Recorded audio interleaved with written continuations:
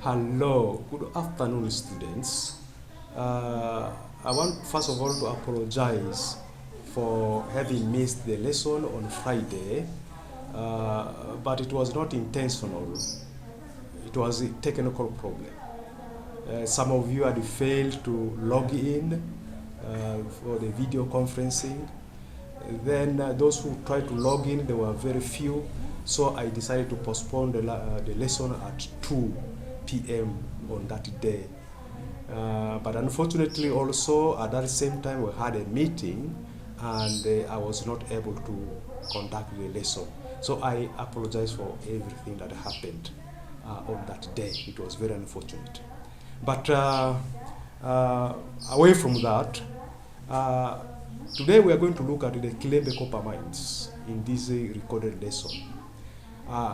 Copper was the fourth foreign exchange earner of the country by the period of 1970s. It became very popular during the time of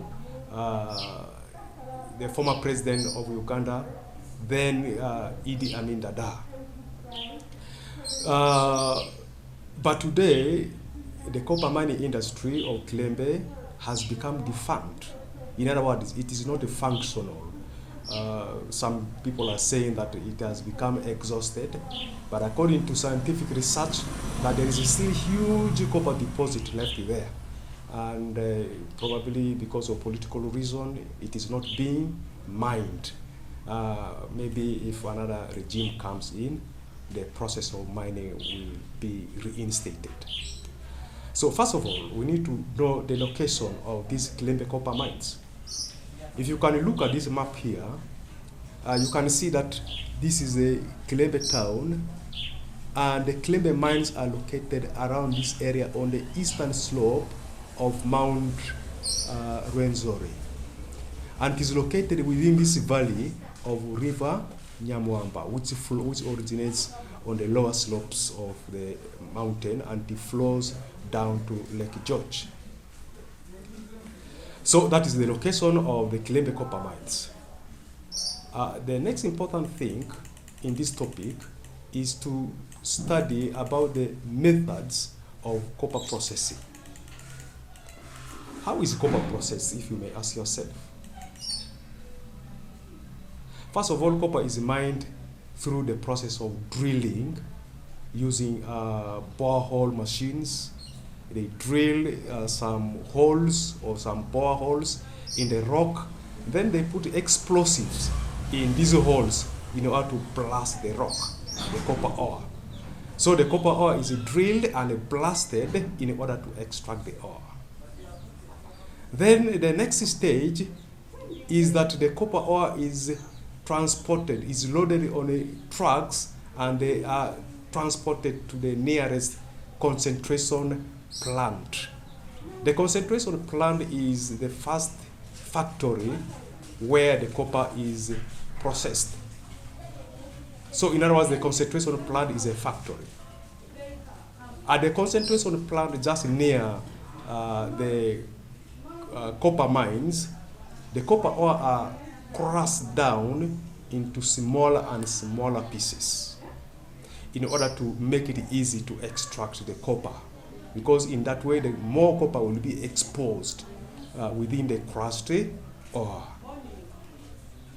Then after crushing the ore into smaller pieces, the crushed ore are put in put in barrels, and eventually they are rotated together with water so that the copper becomes separated from the rock wastes. So what happens at the machine, look at, for example, this demonstration that I'm trying to make here. You see this basin here. This basin is like the rotating barrel. When you put some sand and rock wastes into this basin and you continue to rotate it, the heavier metals which are contained in these materials you have put in the basin will gradually sink down together with water. The water will continue to drain down the heavier materials at the bottom, and that is what happens at the copper concentration plant. There, the rock wastes are rotated in order to separate the copper from the rock wastes. Then, eventually, the copper is separated. Now, when it is separated, it becomes a copper concentrate. Now, this copper concentrate is just transported to the railway terminus. In other words, the railway station. At the railway station, the copper concentrate is dried. And after drying, excess rock wastes are removed away from the copper concentrate, so that the copper becomes more and more refined and pure. Then from the railway terminus, the refined copper concentrate are transported to Jinja, where the main copper smelting industry was located at that time.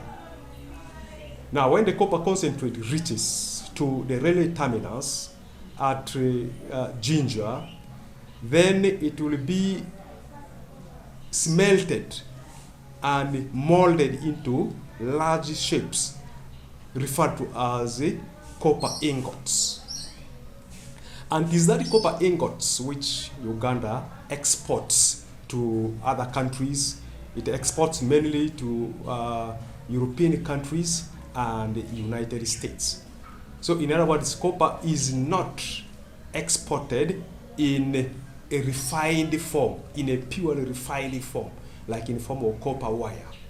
But it is exported in raw form to especially European countries and the United States.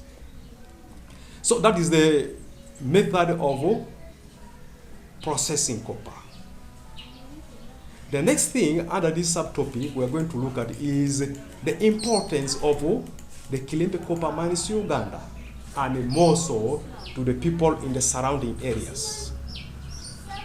In the first place, you can see the Kilembe copper mines had employed huge number of Ugandans. At that time, the historical records show that there were over 5,000 Ugandans employed at the Kilembe copper mines. So, in other words, it provided employment opportunities for the population. Then, secondly, it provided a market for the foodstuffs which were locally produced by the Bakonjo community. You know, Kasese is owned by the Bakonjo, and they grow some food items. And these food items are sold to the people who work in these copper mines. You know, the copper mines attracted several people from different corners of the country. So in other words, the population there went higher. And it is this high population of the employees which provided market for the locally produced food items. Another importance of the Kilembe copper mines was foreign exchange earning. The copper ingots are exported, and for which a huge amount of foreign exchange was paid to Uganda. And this foreign exchange was very important because it was used to boost infrastructural development, industrial establishment, and other economic activities in the country. So foreign exchange earning was very important economic benefit of the Kilembe copper mines. Then also, the Kilembe copper mines led to development of infrastructures and improvement of infrastructures. For example, the railway line all the way from Kasese to Jinja was constructed in order to transport these copper concentrates. You see? So in other words, without the Kilembe copper mines, the railway line from Kasese to Jinja would not have been constructed. So that was an important infrastructure development in terms of transport. There were also improvement of the local road network within the Kilembe copper mines and the Kilembe township. Also, there was a hospital constructed, the Kilembe hospital constructed in order to provide health services for the workers who were employed in the Kilembe copper mines. So here we can see that there had been huge infrastructural development, not only within the Kilembe copper mines, but also throughout the country. Also, there was the development of the Kilembe township, which up to now is there. An urban center is a very important economic development, by the way. And therefore, the Kilembe copper mines evolved and developed as a result of the Kilembe copper mines. Then another importance of the Kilembe copper mines was improvement of the standards of living of the people who were employed. You know, standards of living can be improved according to the level of the income you earn and how you spend this income. So the employees were able to use the income they earn to buy food stuff, to pay school fees for their children, to buy clothes, and to afford medical services using this income. So these are all indicators of improvement of standards of living of the people, especially the people who are locally employed in the mines in particular, and to a large extent the country in general. Okay, so then we also look at the Kilembe copper mines as an item that has led to increase in revenue collection in the form of taxes. The government of Uganda was able to collect a huge amount of revenue through the taxes paid by the employees in the farm, and also the farmers who were able to earn huge income as a result of selling of their products to the employees in the Kilembe mines. So after having looked at that, we need to also look at the problems experienced by the Kilembe copper mines. You know, just like any other activity, economic activity, the Kilembe copper mines had its own problems. And what are these problems which were being experienced by the Kilembe copper mining industry? First of all, there was a problem of there was a problem of decline in the prices, constant decline in the prices of copper. You know, at that time, London was the biggest provider of market for the copper. So the price declined tremendously. And this means that the company was earning very small income through their export of copper. Then also secondly, there was constant price fluctuation, let alone declining of the price for the copper, but also price fluctuation. Sometimes the price goes higher, sometimes the price of the copper comes low. These kind of instabilities of prices tend to disorganize the budget of the company, because price instability means that at one time you may even sell the copper at a very low revenue, a very low profit. So during that time when you have sold copper at very low profit, it means therefore that you cannot be able to manage payment of salaries of the workers, you cannot be able to maintain the machines, and so many problems comes thereafter. So there has been a problem of price fluctuation in the world market, which greatly affected the Kilembe copper mining company. Then also,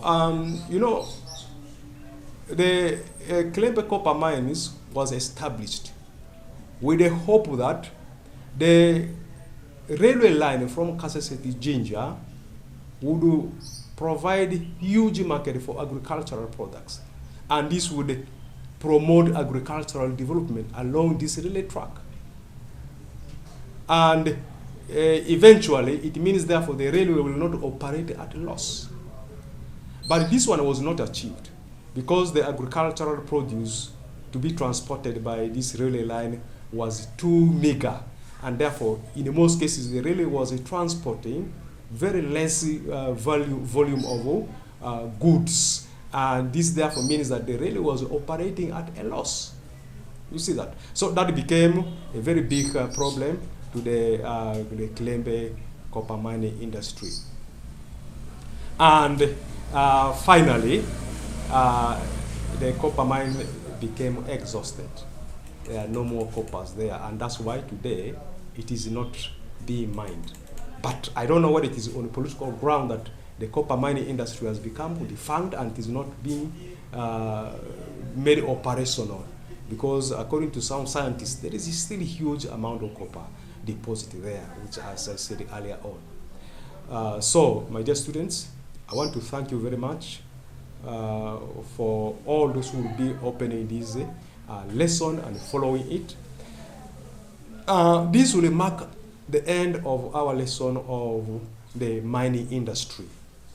Now, on a Friday next week, I don't remember the date well, but on Friday next week we are going to have a test, and so prepare for this test, especially on the copper mining industry.